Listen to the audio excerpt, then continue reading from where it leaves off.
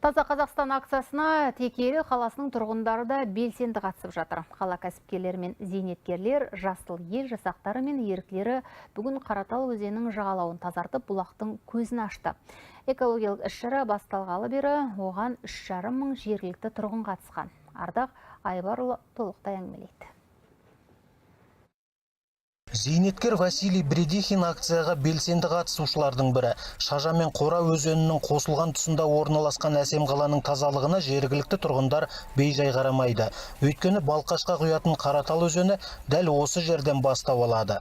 Конечно, надо с желанием проводить. Әр адам өзінің туған қаласы мен ауылын таза ұстауға, оны абаттандыруға дағдылануы керек. Сол арқылы экологиялық мәдениет қалыптасады. Мен барша қазақстандықтарды тазалық акциясына белсенді қатысуға шақырамын.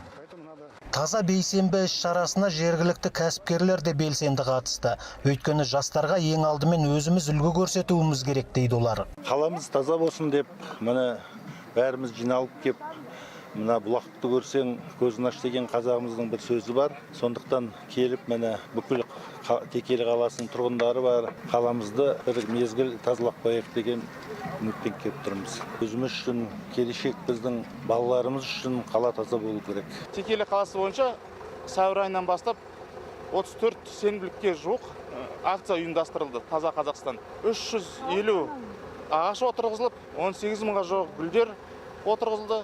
Сонымен қатар 493 тонна қоқыс шығарылды, қоқыс алаңына. 3500 адам жұмылдырылды. Текелі туристерді көптеп тартуға болатын әсем қаланың бірі. Болашақта мұнда биатлон кешені ашылады. Сондықтан бұл қаланы қазірдің өзінде Жетісудың інжу маржанына балайтындар аз емес. Ардақ Айбарұлы, Гүлнар Жантасова, Қуаныш Түргенбаев, 24 KZ, Жетісу облысынан.